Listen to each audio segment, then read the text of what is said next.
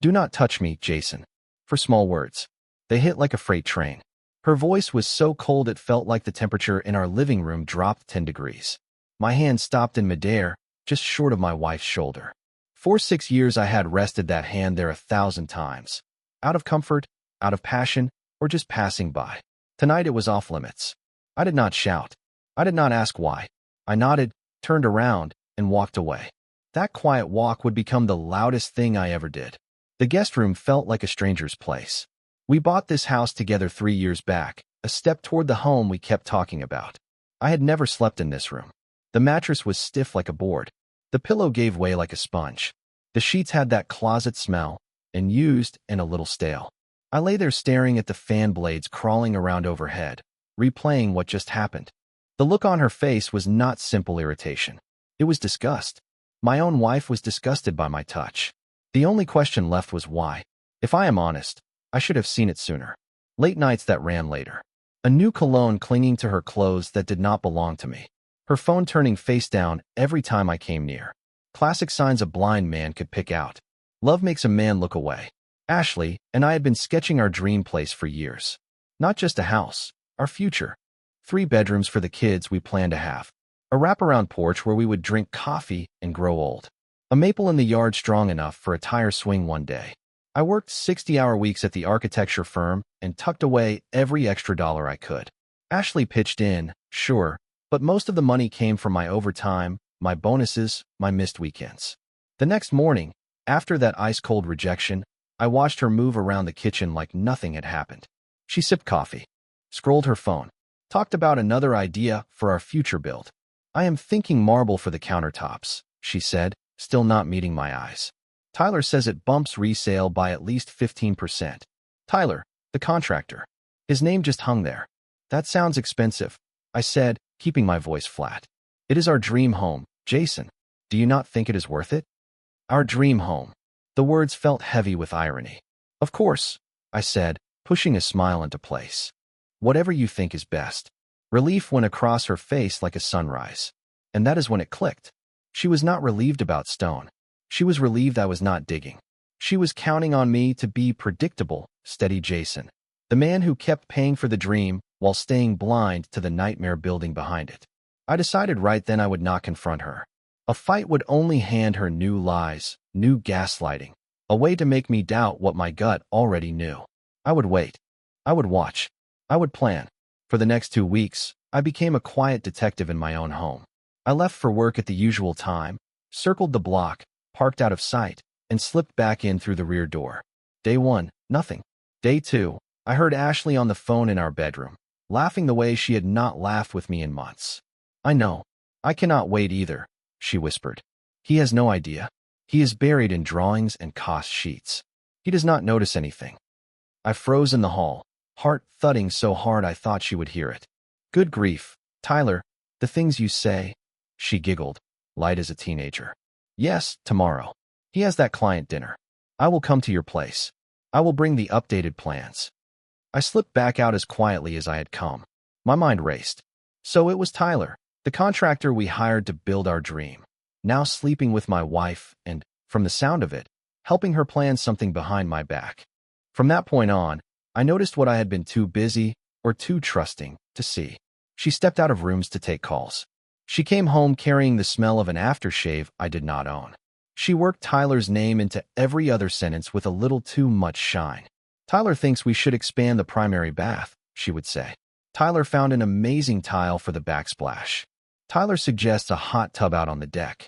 Tyler. The man was living with us already, at least in conversation. At the office, my focus fell apart. My drawings looked messy. After I stumbled through a big presentation, my boss, Tom, pulled me aside. What is going on with you, Walker? This is not like you. Trouble at home, I said. I will handle it. He nodded, softer now. I have been there. Take a day if you need to. Just do not lose the Miller account. That one is worth 7 figures. That night, I called my old college buddy, Chris. He had been through a rough divorce 2 years ago. You need proof, he said, voice steady.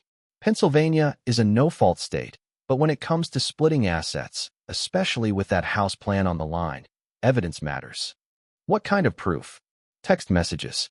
emails, credit card statements with hotel charges, photographs if you can get them, and write everything down, dates, times, what she says, what she does. Keep a journal. So I did.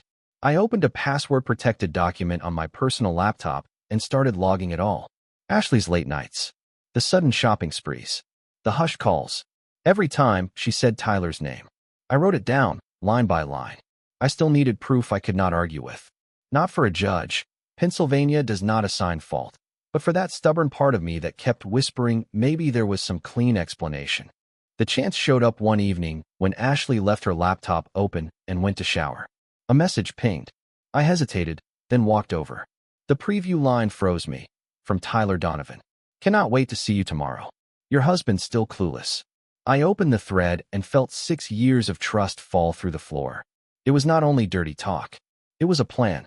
They were mapping out how to steer me into paying for extras on the build, how to keep my name on every loan, how she would file once the ink was dry, blaming my emotional distance and my long hours at work. Tyler wrote like he had it all laid out. They would live in my dream house, built with my money, while I got stuck with a mortgage on a place I would not even be welcome to visit. He had typed, I almost feel bad for the guy. Almost. Ashley answered, do not. He is so fixated on this house he cannot see what is right in front of him. He deserves this. That word, deserves, burned. I took screenshots fast and mailed them to myself, then set the laptop exactly the way I found it.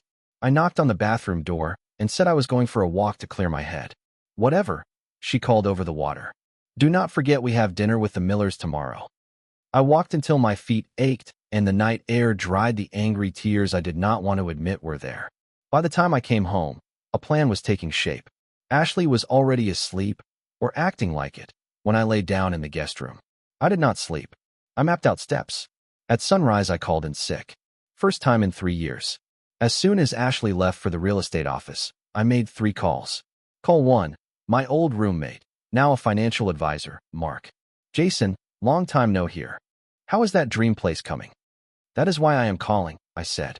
I need to move some money, quickly and quietly. He went serious. You okay? I will be. Can you see me today? 2 hours later, I sat in his office while he laid out options. Since most of the savings came from your earnings and you kept clean records, you can legally withdraw your portion. It will not be the full joint balance, but it is substantial. We will open a new account at a different bank.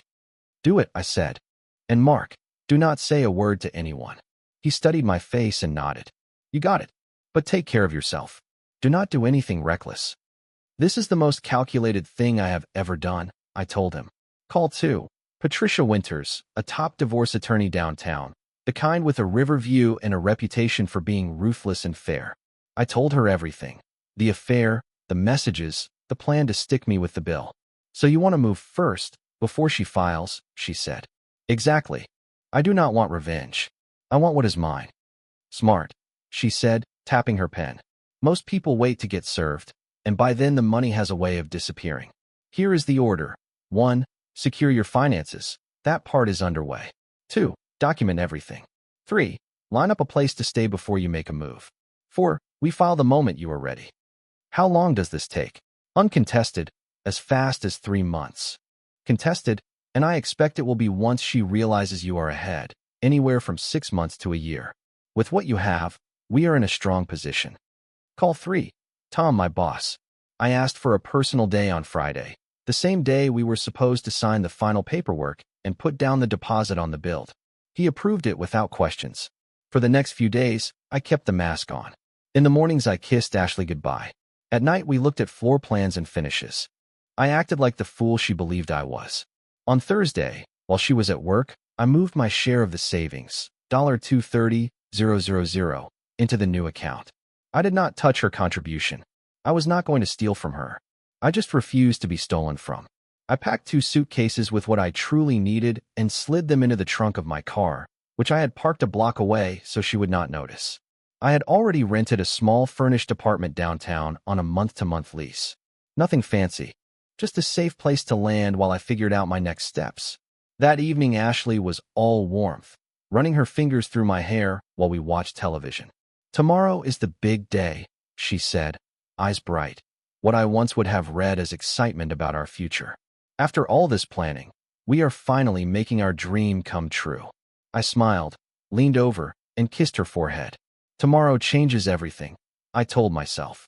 That night, she slept beside me for what I knew would be the last time. In the thin light slipping through the curtains, her face looked calm and honest, the same face I fell for years ago. It was hard to match that picture with the person who had been plotting behind my back. I wanted to shake her awake and ask when love had turned into strategy. Instead, I said goodbye in my head to the life we built and the future we drew on napkins. By this time tomorrow, it would all be gone. Friday morning, Ashley was up early, buzzing like she had a secret.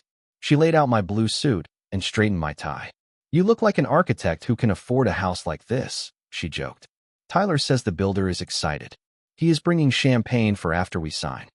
"Great," I said. "I will meet you there. I need to swing by the office and grab the revised bathroom sketches." "Perfect," she said, beaming. "I will go early and get everything set." After she left, I walked through our place one last time. I took only what mattered: clothes, my documents, and a few photos from before I ever met Ashley. Everything else was replaceable. Trust was not. I drove to the small apartment I had rented downtown, dropped my bags, then found a coffee shop across town. I ordered an Americano, opened my laptop, and watched the clock. At about 2:30 in the afternoon, roughly 30 minutes after our appointment with the builder, my phone lit up and would not stop. 6 missed calls from Ashley. 3 from a number I guessed was Tyler. Texts stacked up one after another. "Where are you? The builder is waiting. Jason, this is not funny. Call me right now." At 3 o'clock, I finally answered. "Hello, Ashley." "Jason, where on earth are you?" "We are all sitting here. The builder, the designer, Tyler came to help with technical questions. Everyone has been waiting for over an hour." I could hear panic creeping into her voice. "I am not coming," I said. "What do you mean you are not coming? Of course you are coming. This is our dream home. Our future." "No," I said, steady. "It was my dream. My future. My money. I decided to invest it somewhere else." Silence. I could almost see the color drain from her face. "What are you talking about? You are scaring me." "You should check our joint account," I said. "You will see a large withdrawal. My share." Another long pause. "You cannot do this," she whispered. "I already have. But the builder, the deposit, everyone is here. That sounds like a problem for you and Tyler to work out." Her quick inhale told me I had hit the mark. "Yes, Ashley. I know about Tyler. I know about the messages. I know the plan for my house. Jason, I can explain. Save it. I will have divorce papers ready next week." "Divorce? You cannot be serious. This is insane. Where are you? We need to talk face to face." "There is nothing to talk about. You and Tyler tried to take my dream and my money. You failed. That is the end." "It was not like that," she said, voice turning desperate. He manipulated me. He said things. He made me believe things. Like that I deserved this. That I was too focused on the build to notice. That I was a workaholic who ignored you." I read the thread, "Ashley. Every word." She choked out. "You went through my private messages. How dare you?" I let out a short, humorless laugh. "You were planning to clean me out, and you want to talk about privacy? Goodbye, Ashley." "Jason, wait." I ended the call. What came next was a storm I watched from a safe distance. She rang my phone nonstop until I blocked her. She showed up at my office and made such a scene that security had to walk her out. She sent people to speak for her. A week later, I met our mutual friend Monica for coffee. "She is a wreck, Jason," Monica said. "She says it was a stupid mistake and that Tyler manipulated her." "Did she mention the plan to take the house?" I asked. Monica shifted in her seat. She said it was just talk. She would never have gone through with it. "And do you believe that?" "I do not know what to believe," she said. "I just know she is hurting." "So was I said. "The difference is I did not cause it. Tyler did exactly what I expected. As soon as the dream house disappeared, so did he. Word got around that he moved on to another wealthy client, a recent divorcee with expensive taste and a generous settlement. Through mutual friends, I heard what Ashley told people about me, that I had a breakdown, that I became controlling and paranoid, that she only leaned on Tyler because I had checked out emotionally. I said nothing. I let her tell whatever story she needed to tell, and I waited. The divorce started with a thick envelope, my summons. Patricia warned me it would get rough. During our third meeting, she slid a note across the table. "She is contesting everything. she said. Her side claims her contributions were non-financial but substantial, that she supported your career, kept the home running, planned your social calendar. She worked full-time, I said. We split chores down the middle, and I built my career with 60-hour weeks. Patricia nodded. We will make that plain. Good news. The affair and the scheme to defraud you put us in a strong position. Bad news. She is dragging it out, which means higher legal fees. I do not care, I said. I just want it finished. The fight was ugly. Her lawyer painted me as a cold, calculating workhorse who ignored his wife until she ran to another man. Patricia answered with receipts, messages, emails, and a neat timeline that showed exactly how Ashley and Tyler planned to stick me with the bill for a house I would not live in. The hardest day was the deposition. We sat across a long conference table, microphones between us. I answered questions under oath about the private parts of our marriage. Ashley's eyes were red. Her face was drawn. She had lost weight. Even after all of it, some small part of me hurt to see her like that. Mr. Walker, her attorney began.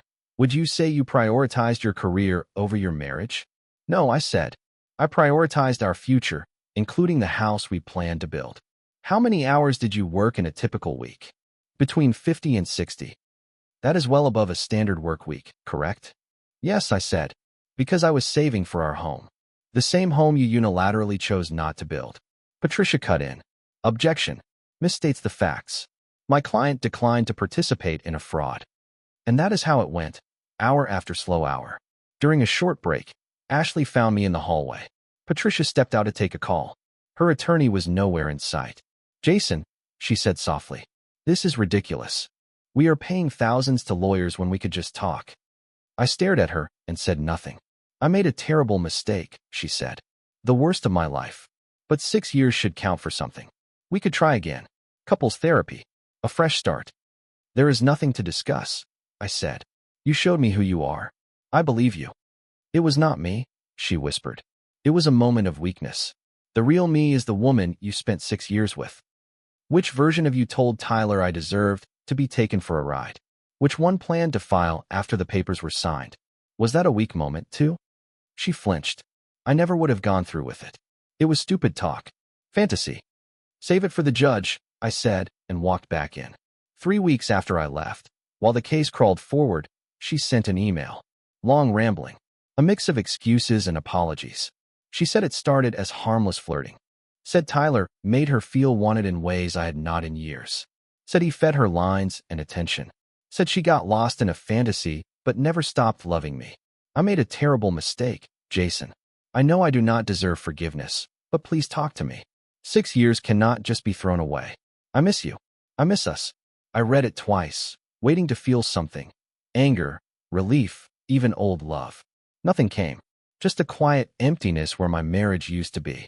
I did not reply. While the lawyers traded letters, I poured myself into work. The weight I had been carrying was gone, and the energy went straight into my drawings. One Friday, my boss, Tom, called me in. Walker, I am giving you the new coastal eco-resort, he said. Full creative control. Triple your usual fee. I blinked. That kind of project changes a career. Why me? Because the last few months you have done the best work I have seen from you, he said. Funny thing, personal life collapses, professional life takes off. He was right. With no more pretending at home, my designs got bolder and cleaner. Thank you, I said. I will not let you down. I know, Tom said. He paused at the door. I went through something similar. First year after my divorce was hell. Second year was better. Third year I met Elaine. We have been together 20 years. It gets better. I found a small place downtown and kept it simple. No more big empty house full of rooms we did not use. Just a clean, modern apartment with what I needed and nothing I did not. I called old friends I had let drift. I started to piece my life back together. 6 months after I walked away, the court stamped the last page. We settled in the end. She kept the house we had been living in. I kept my retirement account and the money I had pulled back from the Dream Home Fund. For something born out of a mess, it was as clean a break as I could hope for. After the final hearing, Patricia shook my hand. You did well, she said. Most people in your position let feelings drive bad choices. You stayed focused. I had a good guide, I told her. She smiled. What comes next? I designed something for myself, I said. A place that is exactly what I want. No compromises. She tilted her head. Sounds like a blueprint for your new life. I suppose it is. A few mornings later, I ran into Emily Carter at the coffee shop around the corner from my place. She had been a client last year, a sharp structural engineer with a quick laugh and a quicker mind. We had worked well together back then. I was married, and she was taken. Now we were both on our own. Jason Walker, she said, grinning as we both reached for the same blueberry muffin. I almost did not recognize you without a roll of drawings under your arm. Emily, I said, honestly glad to see her. How is that community center holding up? Solid as a rock. Thanks to your design, she said. How is the dream house coming? Last time we talked, you would not shut up about big bay windows and warm floors. I paused, then chose the truth. Plans changed. The house is not happening. Neither is the marriage. Her smile faded. I am sorry. Do not be, I said. Sometimes you have to clear a cracked slab before you pour the right one. She laughed. That is the most architect way to say I am better off that I have ever heard. We grabbed a table and split the muffin. Work talk came first. Then we drifted into the personal. She told me she had ended things 6 months earlier after finding out her boyfriend was hiding a gambling problem. I told her about Ashley, Tyler, and the house that never made it off paper. What I do not get, Emily said, is how she thought it would work. Did she really believe you would never find out? People sell themselves convenient stories, I said. She decided I was the work-obsessed architect who could not see past floor plans. For too long, she was right. Emily looked at me over her coffee. You do not sound bitter. Bitterness costs energy, I said. I am out of that budget when it comes to Ashley. So what now, she asked. Back to the drawing board? She smirked at her own pun. Actually, yes, I said. I have been sketching a small place for myself. Modest. Efficient. Nothing wasted. Her eyes lit up with professional interest. I would love to see it sometime. Speaking strictly as an engineer, of course. Of course, I said, and felt something I had not felt in months. A small spark of possibility. We traded numbers and set a loose plan to look at my ideas over dinner one night. Walking home, I felt lighter. Not fixed. I am not naive. But maybe starting to heal. 3 days later, Emily called. Actually called, not a text. That alone made me smile. So, about your house sketches, she said, skipping hello. I already have thoughts. I have not shown you anything. Professional courtesy, she teased. I cannot let an architect draw up a questionable frame. It would make engineers look bad. I laughed. And what makes you think my frame is questionable? Architects push edges. It is in your nature, she said. Someone has to keep you honest. And that someone is you. Obviously. Dinner tonight? I know a place with flawless structure and even better pasta.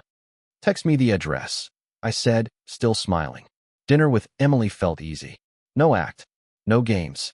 We talked shop, her bridge rehabilitation project, my concepts for the coastal eco-resort Tom had given me. She pushed on my ideas without stepping on the vision. It was the kind of debate that makes the work better. Afterward, she said, I want to see your apartment.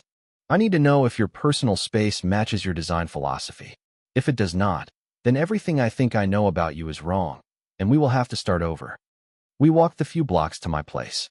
It is a simple setup, clean lines, open layout, plenty of daylight. She moved through slowly, running her fingers along the custom bookshelf I built. Verdict? I asked. Consistent, she said. Thoughtful. Uncluttered. She turned to me. But it is missing something. What is that? Warmth, she said. It is very controlled. Very cerebral. Where is the heart, Jason? The question hit harder than I expected. I am not sure I have much of that left.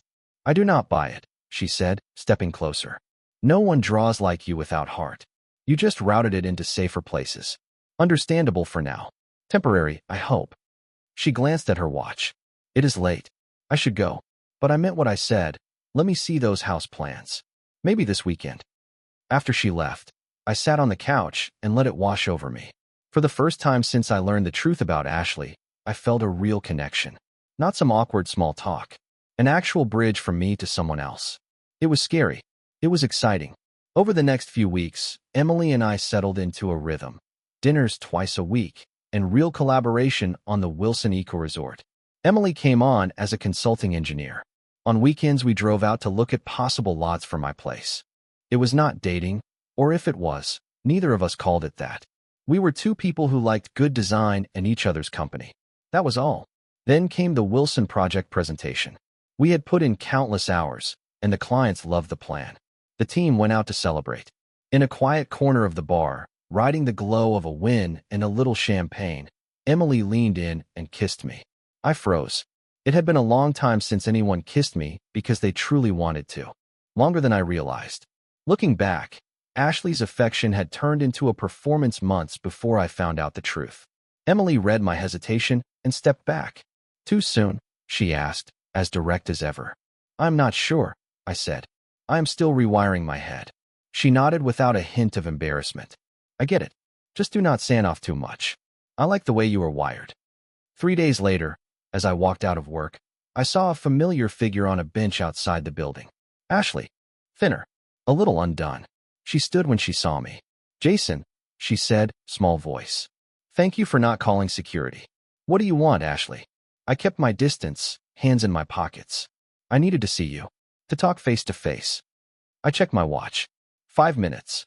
Relief washed over her face. Thank you. Can we sit? I would rather stand. She accepted that small no. I know you got my email. I did, I said. I did not reply because I had nothing to say. She flinched like I had struck her. I deserve that. I deserve worse. She twisted her hands, searching for words. Tyler is gone. He left after everything blew up. Not a shock, I said. No. She swallowed. Losing the house hurt. Losing you is worse. Her voice broke. I did not understand what I had until it was gone. Your steadiness. The way you kept your word. I took that for granted. Yes, I said. You did. Tears filled her eyes. I have been in therapy, trying to figure out why I would risk everything for something so shallow. Why I would hurt the one person who always supported me. And what have you learned? I asked. That I am broken in ways I did not see. I blow things up when they get too real, too permanent. I was afraid of actually getting everything I said I wanted. It was a solid speech. Maybe even honest. It did not change anything. I hope therapy helps you, I said. I mean that. Hope jumped in her eyes. So there is a chance? I shook my head. No. But 6 years cannot just disappear. They did not disappear, I said. They taught me about trust, attention, and self-respect. I can earn back your trust. I will spend years proving myself if you give me a chance. I really looked at her then and felt only a distant kind of pity. The papers are with your attorney. I have been more than fair. Sign them and move forward. I am moving forward. Are you seeing someone? She asked. For a second the old Ashley showed through, possessive and entitled. My personal life is no longer your business. She reached for my hand. I stepped back. Please, Jason. Everyone makes mistakes. We were good before I ruined it. We could rebuild. No, Ashley, I said. We cannot. I finally see you clearly. I deserve better. Her face crumpled. I still love you. But you did not respect me, I said. Not really. Without respect, love is just a convenient story. I checked my watch. Your 5 minutes are up. Goodbye, Ashley. I walked away. No triumph. No victory lap. Just the quiet certainty that I was finally building something solid. A life with footings strong enough to take a hit. My phone buzzed as I reached my car. A text from Emily. Still on for dinner tonight? I have been thinking about your sustainable house ideas. I smiled and typed back, absolutely. I am leaning toward a wraparound porch. I have always wanted one. That night, over pasta, I told Emily about running into Ashley. How did it feel? She asked, twirling her fork. Seeing her again? Like looking at a stranger, I said. Someone I used to know, but do not anymore. That is healthy, she said. Better than hate. Hate would mean I still cared. She set her fork down. Do you? I thought about it. I'm more the person I thought she was. The person she really is feels like a stranger to me. Emily nodded. I felt the same after I learned Michael was gambling. Like I had been living with an imposter. It is disorienting. How did you move past it? I asked. Time. Space. Building a new life without them in it. She smiled a little. And eventually, new connections that are not copies of the old ones. I reached across the table and took her hand. It felt strange and right at the same time. New ground on top of a good foundation. I would like to explore this, I said. When I am ready. I am not going anywhere, she said, giving my hand a light squeeze. The structural integrity here can handle a measured pace. I laughed. Always the engineer. Always. 6 months later, the crew broke ground on my house. Not the big showpiece Ashley and I once planned. Something smaller. Smarter. Mine.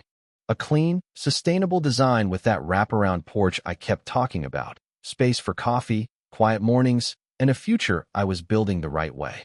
We built the place the way I wanted to live. Sustainable materials, passive solar layout. The house tucked into the land instead of bossing it around. Emily had gone over my drawings line by line. She pushed on some choices, improved others. It became a true collaboration, but the vision stayed mine. We stood shoulder to shoulder the day the excavator bit the first trench for the footing. Cool autumn air. Trees burning red and gold around the clearing. Nervous? She asked. Excited, I said. This feels right. She had the forms and the soil like the pro she is. Foundation looks solid. I had excellent advice. Her hand slid into mine. Our relationship was moving slow on purpose. We both had scars. Neither of us had spent the night at the other's place yet, though we had been close a few times. It was not fear. It was respect for what that step would mean. You know, she said, pretending to be casual, I am not saying I want to move in, but hypothetically, if a person like me visited a house like this, she might appreciate a dedicated office with morning light from the east for calculations. Hypothetically, I said, smiling. There is a second bedroom that converts nicely into an office. Hypothetically convenient, she said. A year after we broke ground, I carried the last box inside. The house matched the picture in my head, open but cozy, modern and warm. The wraparound porch looked over a little stream. The primary bedroom had a whole wall of windows facing the woods. And yes, that second bedroom somehow became a shared workspace. My drafting table on one side, an engineer's station on the other. Emily started leaving more and more of her things there, though she kept her own apartment. We were not rushing labels. We were moving at our speed. About a year after the divorce was stamped, I ran into Ashley at a mutual friend's wedding. It was awkward but polite. The haunted look she wore the last time I saw her was gone. She seemed steadier.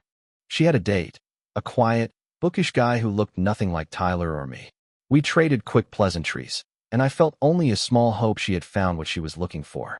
Emily saw the exchange and joined me after Ashley walked off. Ex-wife? She asked softly. Yes, I said, and nothing more. She belongs to an old blueprint I am not building from anymore. Good answer, architect, Emily said, looping her arm through mine. 2 years to the day after. Do not touch me, Jason. I stood on my porch and watched the sunset pour gold across the trees. This home was smaller than the showpiece Ashley and I once planned, but it was sturdy, efficient, and mine. Penny for your thoughts, Emily said, handing me a glass of wine and leaning on the railing beside me. Just taking in the view, I said, putting my arm around her and thinking about foundations. She laughed. Always the architect. Some cliches earn their keep.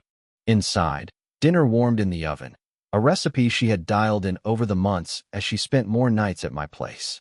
That morning over coffee, she mentioned it made no sense to keep paying rent on an apartment she barely used. I said, very calmly, that giving up the apartment would be a smart use of resources. I told her, hiding a smile behind my mug. She raised a brow. Are you asking me to move in, Walker, or are you filing a budget report? I can submit a formal proposal, blueprints, structural analysis, cost-benefit, I said. She threw a napkin at me. You are impossible. Is that a yes? It is a let me think about it. Now, on the porch at sunset, she turned to face me. I have been thinking, she said. Dangerous, I know. I have decided your resource allocation plan has merit. Engineer for yes? I asked. It is, she said, then got serious. But Jason, I am not Ashley. I will never be Ashley. I need you to be sure you are not trying to rebuild what you lost. I am not, I said, and I meant it. What I lost was not real. It was a mirage.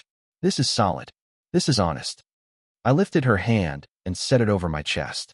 I am done looking backward, Emily. Only forward. She studied me, then nodded. Good answer. 3 years after that night my marriage started to crack. We stood in the backyard of our home. Ours, officially, since she had moved in 6 months earlier. The maple we planted when construction ended had taken hold, growing stronger each season. So had we. I have been working on something, I said, leading her to my office. Another design? She asked. In a way. I handed her a small velvet box. Different kind of blueprint. Her eyes widened at the simple, clean ring inside. I am not proposing yet, I said quickly. Call this a preliminary design review. She laughed. That open, fearless laugh that hooked me the first time I heard it. Only you would preface a proposal with a review. I want you to know I have thought this through, I said. What happened with Ashley is not a raw wound anymore. It is a scar. A reminder to build better. Emily touched the ring but did not lift it out. And this is the better build. The best one. Because this time you are building with someone who checks the footing before you frame the walls. We are each other's solid ground, I said. That is the difference. She closed the box, still holding it. You do not need an answer right now, I said. Take as long as. Yes, she said, smiling. My professional opinion. This design is sound. All specs meet or exceed code. I laughed. Engineer for yes? Instead of answering, she kissed me. Then she grinned. One condition. I designed the wedding invitations. Your font choices are suspect. Deal, I said, sliding the ring onto her finger. It fit perfectly. I had measured one night while she slept. Later, lying together and talking about the life ahead of us, I thought about how sometimes collapse clears room for something stronger. You lose a house you thought you needed and find the home your soul was asking for all along. The betrayal almost broke me, but the rebuild made me whole. Standing there with the woman who helped me trust again, in the house I drew and raised with my own hands, I knew for sure. Some demolitions make space for masterpieces.